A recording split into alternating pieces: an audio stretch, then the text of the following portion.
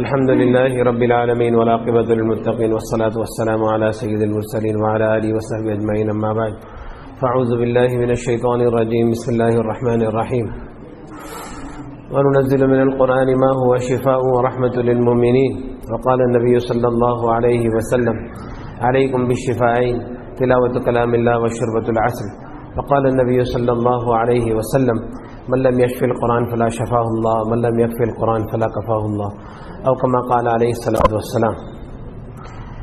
غیر مقلدین اور یہ قادیانی کی جو باتیں ہوئی اس کے اندر یہ بات تھوڑی عجیب و غریب ہے، لیکن کل مفتی صاحب سے ملاقات ہوئی اور پرانی کچھ یادیں تازہ ہوئی، میں سوچا اور ہمارے بھائیوں نے بھی سوچا کہ اس کے بھی تعلق سے علاج کے تعلق سے کچھ بات ہمارے سامنے آ جاوے۔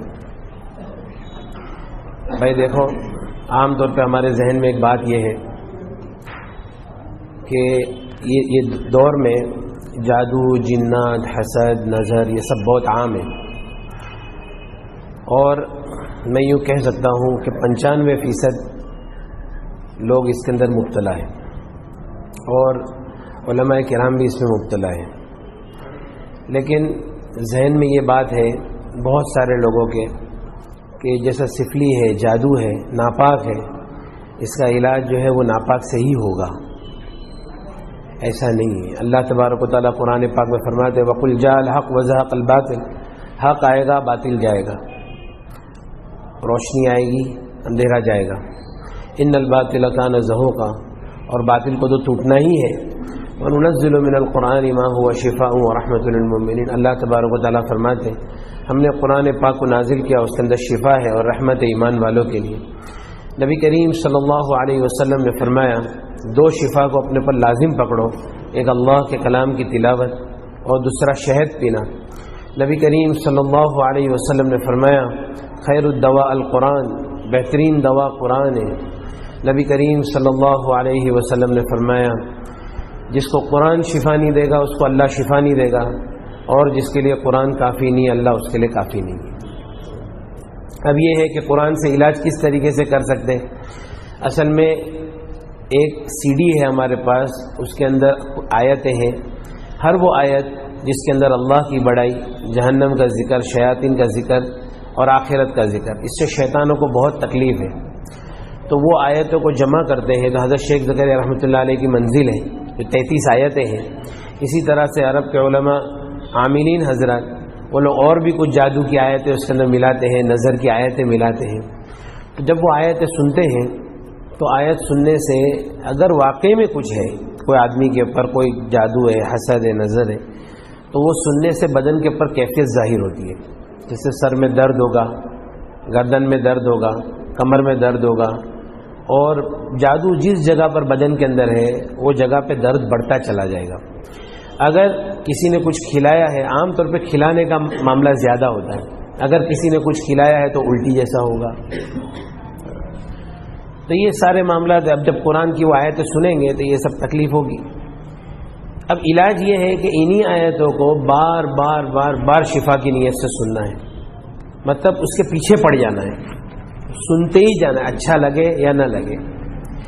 جتنا ہم سنتے چلے جائیں گے اتنی ہماری تکلیف بڑھتی چلی جائے گی، لیکن تکلیف کتنی بھی بڑھ جائے اس سے پیچھے ہٹنا نہیں ہے، آگے ہی جانا ہے انشاءاللہ۔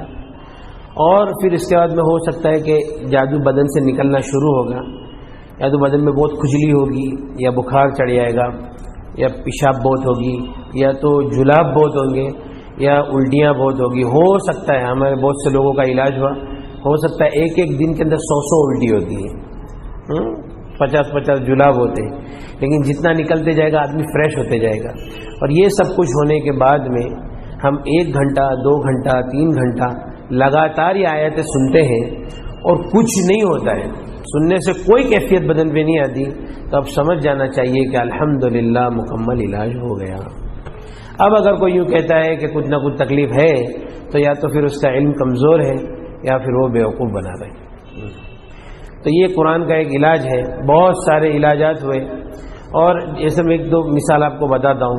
سب سے پہلے اچھا کینسر جو ہے نا، کینسر عرب کے علماء فرماتے ہیں کہ کینسر جو ہے وہ صرف جادو جنات اور نظر سے ہی ہوتا ہے. کینسر کوئی بیماری نہیں، بلکہ بڑی بڑی بیماریاں، جتنی بھی بڑی بڑی بیماریاں ہیں، کینسر ہے، ہارٹ ہے، اسی طرح سے ہمیں گھٹنوں کی تکلیف ہے، جوڑوں کا درد، اسی طرح سے بچے جو نہیں ہوتے اور عورتوں کو بہت خون جاتا ہے، یہ ساری تکلیفیں جنات اور نظر کی وجہ سے ہی ہوتی ہے. نبی کریم صلی اللہ علیہ وسلم نے فرمایا. اور ایک بات اور بھی دھیان رکھے بھائی کہ جادو کی اتنی حیثیت نہیں ہے، اس سے زیادہ خطرناک چیز جو ہے وہ نظر ہے. نبی کریم صلی اللہ علیہ وسلم نے فرمایا اکثر من یموت بعد قضاء اللہ وقدرتہ بالعین، اللہ کی قضا اور تقدیر کے بعد میری امت میں سب سے زیادہ موت نظر بد سے ہوگی. نبی کریم صلی اللہ علیہ وسلم نے فرمایا کہ نظر آدمی کو قبر تک اور اونٹ کو ہانڈی کے اندر پہنچا دیتی ہے. نبی کریم صلی اللہ علیہ وسلم نے فرمایا کوئی چیز تقدیر کے اوپر سبقت نہیں کرتی، اگر کوئی چیز تقدیر کے آگے جاتی تو وہ نظر ہوتی. نظر آدمی کو پہاڑ سے دھکا دے سکتی ہے، یہ بھی حدیث ہے کہ نظر آدمی کو پہاڑ سے دھکا دے سکتی ہے. اسی طرح سے یہ ہے کہ اللہ تبارک و تعالیٰ نے قرآن پاک کے اندر دیکھو سورہ یوسف میں یعقوب علیہ السلام کے بیٹے جب مصر جا رہے تھے ان کو یوں کہا یا بنیا لا تدخلوا من باب واحد وادخلوا من ابواب متفرقہ، اے میرے بیٹو تم الگ الگ دروازے سے مت داخل ہونا، بلکہ ایک دروازے سے مت داخل ہونا، مختلف الگ الگ دروازوں سے داخل ہونا. تو یعقوب علیہ السلام کے ذہن میں بھی یہ تھا کہ سب کے سب ایک دروازے سے داخل ہوئیں گے تو ان کو نظر لگ جائے گی. نبی کریم صلی اللہ علیہ وسلم نے نظر سے بچنے کا اس کی اللہ کے رسول صلی اللہ علیہ وسلم نے دعا مانگنے کا حکم دیا. استعیذ باللہ من العین فإن العین حق، نظر بد سے اللہ کی پناہ مانگو کیونکہ نظر بد حق ہے. نبی کریم صلی اللہ علیہ وسلم نے فرمایا العین حق یحضرها الشیاطین وحسد بنی آدم، یہ نظر حق ہے، شیاطین اس کو حاضر کرتے، بنی آدم کا حسد اس کو لاتا ہے. اب یہ ہے کہ نظر کیوں لگتی ہے؟ کوئی آدمی نے کسی کی تعریف کیا، اس تعریف کے اندر اس نے اللہ کا ذکر نہیں کیا، بس تو وہ نظر لگ جاتی ہے. تو عام طور پہ ہماری آج ہم کسی کی تعریف کر دیں کہ بھائی کتنا چہرہ کتنا اچھا دکھ رہا ہے، اب اس نے اللہ کا ذکر نہیں کیا، نظر لگ گئی. کہ بھائی فلاں آدمی کا علم کتنا مضبوط ہے، اب اس میں اللہ کی تعریف نہیں کی، ماشاء اللہ بارک اللہ نہیں کہا تو نظر لگے. کیونکہ ایک آدمی کی تعریف ہوتی ہے، شیطان اس کو پسند نہیں کرتا ہے کہ کسی آدمی کی تعریف ہو، فوراً وہ اس کے اوپر حملہ کرتا ہے. لیکن جب کوئی آدمی اس کے اندر کہتا ہے ماشاء اللہ بارک اللہ، اللہ تعالیٰ آپ کو اور برکت عطا فرماوے، اب اس کے بعد میں وہ نظر کا اثر کیا ہو جاتا ہے؟ ختم ہو جاتا ہے. اب یہ ہے اللہ کے رسول صلی اللہ علیہ وسلم نے فرمایا اپنی نعمتوں کو آدمی راز میں رکھے، اپنی نعمتوں کا زیادہ تذکرہ نہ کرے، نعمتوں کو راز میں رکھے، اور اپنی بیوی کی تعریف نہ کرے، اپنے بچوں کی تعریف نہ کرے، اپنی کسی چیز کی زیادہ تعریف نہ کرے، کسی کو شوشہ بھی نہ کرے. اللہ کے رسول صلی اللہ علیہ وسلم نے فرمایا استعینوا علی انجاح الحوائج بالسر والکتمان فإن كل ذی نعمت محسود، کہ اپنے کاموں کو اس سے انجام تک پہنچانے میں راز میں رکھنے سے مدد حاصل کرو، کیونکہ ہر نعمت والوں کے ساتھ میں حسد کرنے والے لوگ ہوتے ہیں. لیکن بہرحال اب نظر لگ گئی، اور یہ ہے کہ بھائی جادو ہو گیا، کوئی مسئلہ نہیں ہے، کوئی بڑی بات نہیں ہے. اور دیکھو ایک بات ہے، ایسا ہو نہیں سکتا کہ کوئی چیز جب عام ہو جاوے اور اس کا علاج عام نہ ہو، یعنی اس کا علاج مخصوص لوگوں کے پاس ہو اور ان کی جاگیر بن کے رہ جاوے، ایسا ہو نہیں سکتا. تو یہ قرآن ہے، اور قرآن یہ سورج ہے، یہ سورج سب کے لیے نکلا ہوا ہے اور ہر آدمی اس سے فائدہ اٹھا سکتا ہے. یہ قرآن ہے، اس میں شفا ہے، بے شک ہے، اس میں کوئی شک کی بات نہیں ہے، اور ہم نے تو علاج کر کے دیکھا ہے. ایک ہمارا بھائی تھا، سب سے پہلا علاج ہوا، میں مولانا بلال کو بھی بولا تھا کہ ایک لڑکا احمد آباد سے فون آیا کہ ہمارے حضرت مفتی صاحب نے کہا تھا کہ بھائی وہ جنید کو فون کرو، اس نے کچھ قرآن کے علاج کی ترتیب ہے وہ بتائے گا. وہاں سے فون آیا، میں بولا بھائی دیکھو میں کسی کے گھر پہ نہیں آؤں گا، میں تمہارے کو یہاں سے علاج بتاؤں تو اگر ہو سکتا ہے تو کر لو. تو علاج یہ ہے کہ آپ کو فجر سے لے کے رات تک قرآن سننا ہے، فجر سے ظہر تک سننا ہے، اس کے بیچ میں نیند آئے گی، آپ کو سونا نہیں ہے. اچھا، پھر ظہر میں کھانا کھانا ہے، کھانے کے بعد تھوڑی دیر کیلولا کرنا ہے. کیوں کیلولا کرنا ہے؟ کیونکہ شیطان کیلولا کرتا نہیں ہے، کیونکہ تم جاگتے رہیں گے اور تم سوتے رہیں گے تو وہ جاگتا رہے گا، وہ کیلولا کرتا نہیں ہے. لیکن دوسرے ٹائم پہ تمہارے کو سلائے گا تو تم کو سونا نہیں ہے، قرآن سننا ہے. اب اس کا پہلا ایک دن گیا تو بول رہے مولانا پورا دن قرآن. اچھا، اتنا سخت جادو تھا، کم سے کم نہیں تو بھی 15 سال کا جادو تھا وہ. تو کہا کہ مولانا پورا دن سنتے سنتے نا سر بہت دکھ رہا ہے. بولا چلو الحمدللہ، پکڑ میں معاملہ آیا. اب دوسرے دن اور سنا، بولا اور سنو بھائی، اور سنا.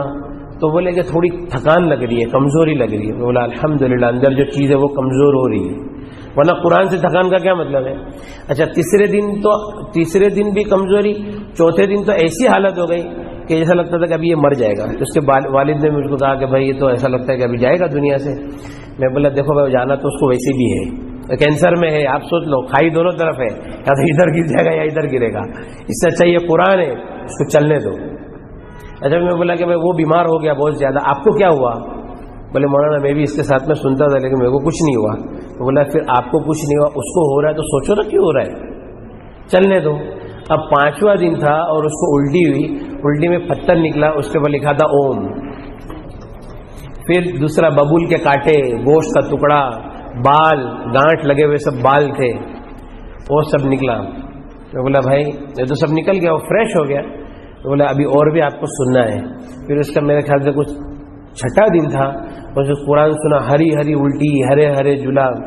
اور اس کا 9واں دن تھا، اور صبح سے رات تک نے قرآن سنا، وہ آیتوں کو سنا اور اس کو کچھ نہیں ہوا.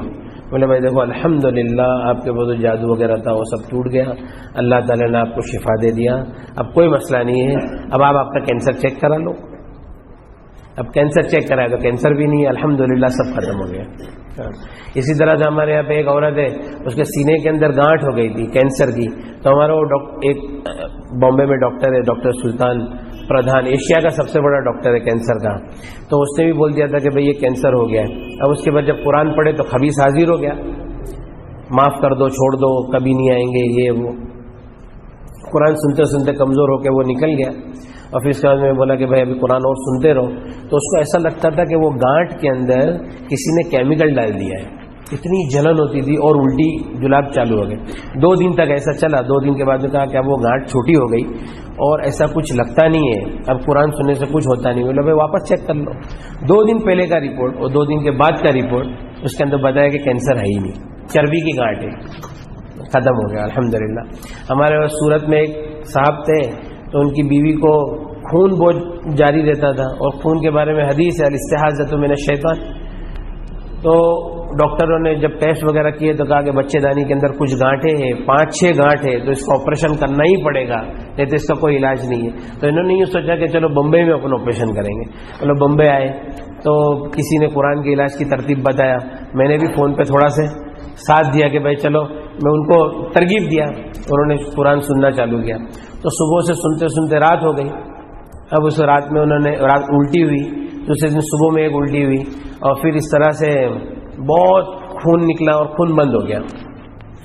اور پھر اس کے بعد میں جب دوسرے دن آپریشن کے لیے گئے تو آپریشن کے پہلے ایک نارمل سونوگرافی ہوتی ہے، وہ سونوگرافی کے اندر دیکھا کہ بچے دانی میں تو گانٹھ ہے ہی نہیں. بولے تم کون کائے کے لیے آئے؟ تو بولے بھائی اس کے لیے. تو پہلے کا رپورٹ دونوں رپورٹ دیکھا، 2 دن کے اندر الحمدللہ فرق ہو گیا. تو صرف قرآن سننا ہے، کچھ کام نہیں کرنا ہے. اصل تو قرآن پڑھنا ہے لیکن صحیح پڑھنا ہے. اگر صحیح نہ پڑھنا آوے تو پھر اس کو سننا ہے. اور یہ بات اپنے ذہن سے نکال دے کہ بھئی سفلی کا علاج سفلی سے ہوتا ہے، نہیں، بلکہ اللہ کے کلام میں ہر چیز میں شفا ہے انشاءاللہ. ٹھیک ہے بھائی. تو اور بھی بہت ساری بات ہے لیکن ابھی وقت نہیں ہے، پھر کسی وقت میں. اچھا ایک آخری واقعہ بیان کر دیتا ہوں. ہمارے یہاں پہ ایک مولانا ہے، مولانا سلیم کر کے، تو ان کی زندگی میں 40-50 عاملوں کا انہوں نے علاج کیا ہوگا. تو وہ میرے پاس آئے، میں بولا کہ بھائی دیکھو آپ یہ CD سنو. اب انہوں نے 5-6 گھنٹے تک سنا، وہ بولتے میرے کو تو کچھ ہوا نہیں. بولے آپ کو کچھ ہوا نہیں، آپ کے پاس کچھ ہے ہی نہیں. وہ بولے ایسا کیسا ہو سکتا ہے؟ بولا بھائی دیکھو میں تو اللہ کی قسم کھا کے بولتا ہوں کہ آپ کے پاس کوئی معاملہ نہیں ہے. اب پھر اس کے بعد میں وہ ایک عامل کو لے کے آئی. بولے دیکھو مولانا یہ عامل بولتا ہے کہ ہے. بولا اچھا. بولا بھائی چل بتا کیسا ہے. تو اس نے نام لکھا، نام، ماں کا نام، پھر عدد سب نکالا. لا کے بولے دیکھو 3 بجا. 3 بج گیا مطلب اس پہ جادو ہے. تو بولا تو اللہ کی قسم کھا کے بول سکتا ہے کہ جادو ہے؟ بولے نہیں. مطلب میں اللہ کی قسم کھا کے بولتا ہوں جادو ہے. تو بولا ہاں ہو سکتا ہے. پھر میرے کو الگ لے کے گیا، مولانا میرے کو بھی تھوڑا بہت سکھاؤ نا یار. بولا سکھائیں گے، ناٹک مت کر زیادہ. بولے مولانا آج سے میں کچھ نہیں کروں گا، جھوٹ نہیں بولوں گا. پھر وہ اس کو بھی تسلی ہو گئی. اور پھر اس کے بعد میں بولے اچھا اس کی جو بیماری تھی نا، اور آپ کو بیماری سنیں گے تو آپ کو ایسے ہی لگے گا کہ جادو ہے. کیا بولتا تھا کہ میں ہوٹل میں جاتا ہوں، میرے جو سٹاف ہے اس کو دیکھ کے میرے پاؤں ایسے جام ہو جاتے ہیں، وہ گھبراہٹ ہو جاتی ہے. میرا بچہ رات کو سو جاتا ہے، میں بیوی کو بولتا ہوں اس کو اٹھا دے یار، یہ سوتا ہے نا میرے کو بہت تکلیف ہوتی، بہت رونا آتا ہے. میں بولا اچھا.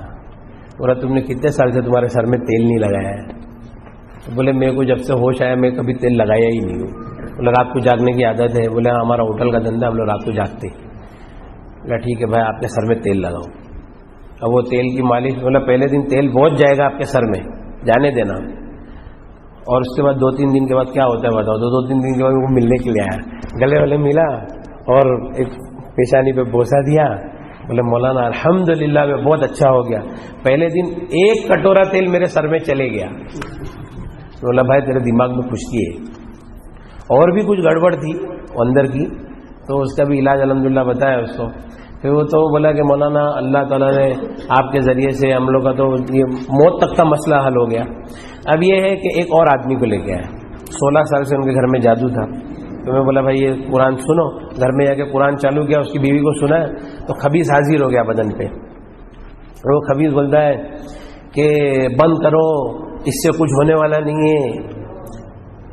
وہ لوگ بولے مولانا یہ تو ایسا بولتا ہے کہ یہ قرآن سننے سے کچھ ہونے والا نہیں ہے. بولا دیکھو وہ بول رہا ہے نا کہ نہیں ہوئے گا، مطلب کچھ ہو رہا ہے. بولے اچھا نہیں ہوئے گا نا تو سب کو معلوم پڑ جائے گا کہ نہیں ہوا، تو تو بول رہے نا کہ نہیں ہوئے گا مطلب کچھ ہو رہا ہے، تو اس کو چلنے دو. اچھا بولے نہیں جاؤں گا. کبھی بولتے نہیں جاؤں گا. اچھا میں مت جا، ادھر ہی رہے قرآن سن. ہم لوگ تیرے کو تھوڑی بولتے تو جا، ادھر ہی رہے قرآن سن. بعد میں بولتا ارے بھائی میرے کو جانے دو، میرے کو چھوڑ دو. اچھا پھر ایسا ہوا کہ وہ خبیث نے یوں بولا کہ 16 سال کی پوری سٹوری بیان کیا کہ میں یہ آیا تھا، اس نے جادو کیا، یہ کیا ہو گیا. اور بولے جس جادوگر نے مجھے بھیجا ہے یہاں، وہ آج نہیں تو کل یہاں پہ مجھے لینے کے لیے آئے گا. اور واقعی میں 5 دن کے بعد پالن پور سے ایک سادھو آیا بمبئی، ایڈریس ڈھونڈتے ڈھونڈتے اسی گھر میں جس میں قرآن چالو تھا. وہ بولتا تھا میں تمہارے ہاتھ جوڑتا ہوں، میں نے 500 روپے میں یہ جادو کیا تھا، لیکن میں 5 لاکھ روپے دیتا ہوں، یہ میرے کو میری چیز واپس دے دو. اور اس کے بعد میں ہم لوگوں نے مشورہ کیے تو بولے بھائی چلو اگر وہ لے کے جاتا ہے تو لے کے جانے. تو اس نے کرتے کا ایسا کونے کا کپڑا کاٹا اور اس کے عورت کے اوپر گھما کے بولا چل ساتھ میں، ایسا کر کے اس کو لے کے نکل گیا. الحمدللہ 16 سال کا جادو اللہ تعالیٰ نے آسان کر دیا. سب باتیں تو اور بہت ساری ہیں، لیکن بس یہ ہے کہ قرآن کے علاج کی ترتیب کو اپنے یہاں پہ بھی چالو کر سکتے ہیں، لوگوں کو بتا سکتے ہیں. بس اللہ تعالیٰ عمل کی توفیق دے دے. نہیں منزل ہے، منزل کی آیت ہے وہ، لیکن وہ تو قرآن ہے نا، من القرآن ہے نا. سی ڈی میں انشاءاللہ بھیج دوں گا. تو ہاں سی ڈی تو مولانا ان کے پاس آ گئی ہے. ویسے میں نے کل رات کو رکیا ڈال بھی دیا تھا فون میں. سی ڈی نہیں سنتے رہیں، وہ سنتے رہنا ہے بار بار. اچھا ایک بات دیکھو، ایک بات ہے بھائی سمجھنے کے لیے، وہ کیا ہے معلوم ہے، اندر والے کی جتنی طاقت ہے نا اس سے زیادہ اس کو قرآن سنانا ہے، اس سے زیادہ. مطلب اب جیسا کوئی آدمی بولے کہ مولانا اپن بولے جادو ہے، ٹھیک ہے جادو سمجھ میں آ گیا جادو ہے. بولے میں تو منزل پڑھتا ہوں. بھائی تم ایک بار پڑھتے ہو نا تو اس کو برداشت کرنے کی طاقت ہے. ابھی جیسا میں موٹا آدمی ہوں، میں بولتا ہوں میں ڈاکٹر کے بعد ڈاکٹر صاحب میں تو روز چلتا ہوں اور میرا وزن کم ہوتا بھی نہیں ہے. بولے تم کتنا چلتے؟ بولے آدھا گھنٹہ. بولے تمہارا آدھا گھنٹہ تمہاری عادت ہو گئی. تم جہاں پہ تھکیں گے مریں گے اور چلیں گے نا تو تمہارا وزن کم ہوگا. تو اسی طرح سے اندر والے کی عادت ہے اس کو برداشت کرنے کی، تو اس سے زیادہ اس کو دینا ہے لوڈ قرآن کا. پھر اس کے بعد ہیوی ڈوز، پھر اس کے بعد میں لاسٹ میں وہ تھکنا چالو ہوگا. اور تھکنے کی سب سے بڑی علامت یہ ہے کہ قرآن سننے کے ٹائم پہ نیند آئے گی، مطلب وہ کمزور ہو رہا ہے، اس کو آرام چاہیے، اس وقت سونا نہیں ہے. پھر جلاب میں الٹی میں نکل جائے گا اور آپ 1 گھنٹہ 2 گھنٹہ 3 گھنٹہ سنتے اور کچھ ہوتا نہیں ہے، ختم ہو گئی بات، اب کچھ ہے ہی نہیں. ہم لوگ نا بہار گئے تھے، ہمارے ایک چاچا ہے، انہوں نے کہا تھا وہ کوئی ایک عامل بہار میں بہت اچھا تعویذ دیتے، تو چاچا نے مجھے زبردستی بھیجا. میں چاچا کو بولا چاچا قرآن سنو کا کوئی سب لفڑے میں پڑھتے. بولے نہیں یار تعویذ لے کے آ جائے یار. ہم لوگ بہار گئے. جب بہار میں وہ عامل صاحب کے یہاں کم سے کم 200-250 آدمی کی لائن لگتی تھی، اور ہم لوگ تو مہمان خصوصی تھے، بہت اچھا استقبال ہوا. اور ہم لوگ ایک کمرے میں تھے تو قاری صاحب کا خاص آدمی، کیٹلی گرم والا آدمی نا، کیٹلی گرم والا آدمی، وہ ہمارے پاس ملنے کے لیے آیا. تو بولتے ہیں کہ مولانا، وہ حکیم صاحب تھے، ان کو پوچھا کہ حکیم صاحب بہت قبض رہتا ہے، اس کی کوئی دوا ہے؟ حکیم صاحب نے ایک دوا بتائی. بولے یہ تو میں کھا چکا ہوں. دوسری بتائی، بولے یہ بھی میں کھا چکا ہوں، کچھ ہوتا نہیں ہے. تو میں حکیم صاحب کو بولا حکیم صاحب اتنا کچھ مسئلہ ہوئے گا. حکیم صاحب بولے بھائی ابھی ہم دوسرے کے علاقے میں ہیں, ہاں تم ادھر یہ سب مگج ماری پالتے. میں بولا ٹھیک ہے. پھر وہ آیا, اس کو بولا بھائی دیکھو یہ گڑبڑ ہے, قاری صاحب کے پاس تم علاج کراؤ. بولتا چھوڑو سب قاری صاحب والی صاحب, تم میرا علاج کرو. بولا ٹھیک ہے بیٹھو. اب میں نے قرآن پڑھنا چالو کیا اس کے اوپر, وہی رکیا. تو فنسن علی القوم الکافرین کے اوپر میں اس کو پوچھا کیا ہوا؟ بولے بہت الٹی جیسا ہو رہا ہے. تو بولا دیکھو بھائی آپ کے پیٹ میں جادو ہے. پھر میں بولا آپ حافظ ہے؟ بولے ہاں حافظ ہے. تو میں بولا آپ کو آج سے 10 پارے پڑھنا ہے. تو بولے کہ میں 10 پارے نہیں پڑھ سکتا ہوں, میں تو 2 پارے کے اوپر تو پڑھ ہی نہیں سکتا ہوں. بولا وہ آپ کو پڑھنا ہے. تو بولے ٹھیک ہے مولانا میں کوشش کروں گا. اس نے 2 پارے کے اوپر برابر, وہ 2 پارے کے اوپر سے حالات اس کے بگڑنے چالو ہو گئے, لیکن اس نے پڑھا اور پھر اس کے بعد اس کو الٹی چالو ہو گئی, اور الٹی بھی کرتا رہا, نے قرآن بھی چالو رکھا. ہم لوگ وہاں سے سفر کے دوسری جگہ پر گئے, پھر وہاں سے آئے. اس نے بولا مولانا آج الحمدللہ میں نے 15 پارے پڑھا اور مجھے کچھ نہیں ہوا. بولا بھائی الحمدللہ آپ کا علاج ہو گیا. آج بھی فون کرتے رہتا ہے کہ میرے یہاں بچہ ہوا ہے, نام دو حضرت, کچھ نام بتا دو. سمجھ میں ہے نا؟ تو یہ قرآن کا علاج ہے بھائی. اس میں 1 پیسے کے خرچ کی ضرورت نہیں ہے, نہ مشت, نہ زعفران, نہ امبر, ہاں کچھ بھی خرچ, نہ مرغی, نہ لیمبو, نہ لال کپڑا. ایک ہمارے عربی عامل ملا, مولانا بھی وہ ٹائم پہ حج میں ساتھ میں تھے. ایک عربی عامل ملا تو بولتا ہے کہ تمہارے ہندوستان میں شیخ لوگ یہ سب منگاتے, ہانڈی منگاتے, لال کپڑا منگاتے. میں بولتا ہوں خالی قرآن پڑھو, قرآن سنو, فرشتوں کو جو چیز کی بھی ضرورت ہوگی اللہ کے پاس سے لے کر آئیں گے. ٹھیک ہے بھائی, آپ دعا کرا دو نا مولانا, کرا دو یار. اللهم لك الحمد كما ينبغي لجلال وجهك وعظيم سلطانك. اللهم لا أحصي ثناء عليك أنت كما أثنيت على نفسك. اللهم صل على سيدنا مولانا محمد وعلى آل سيدنا مولانا محمد وبارك وسلم. لا إله إلا هو الحليم الكريم. سبحان الله رب العرش العظيم والحمد لله رب العالمين. نسألك موجبات رحمتك وعزائم مغفرتك والغنيمة من كل بر والسلامة من كل إثم. لا تدع لنا ذنبا إلا غفرته ولا هما إلا فرجته ولا دينا إلا قضيت ولا مريضا إلا شفيت ولا حاجة هي لك رضا إلا قضيتها يا أرحم الراحمين. اللهم يا أول الأولين يا آخر الآخرين يا ذا القوة المتين يا راحم المساكين يا أرحم الراحمين. اللهم إنا نسألك العفو والعافية الدائمة في الدنيا والآخرة. اللهم أرنا الحق حقا وارزقنا اتباعه وأرنا الباطل باطلا وارزقنا اجتنابه. اللهم إنا نسألك الهدى والتقى والعفاف والغنى. اللهم لا سهل إلا ما جعلته سهلا وأنت تجعل الحزن سهلا إذا شئت. اللهم إنا نسألك من خير ما سألك منه نبيك وحبيبك محمد صلى الله عليه وسلم ونعوذ بك من شر ما استعاذك منه نبيك وحبيبك محمد صلى الله عليه وسلم وأنت المستعان وعليك البلاغ ولا حول ولا قوة إلا بالله العلي العظيم. سبحان ربك رب العزة عما يصفون وسلام على المرسلين والحمد لله رب العالمين.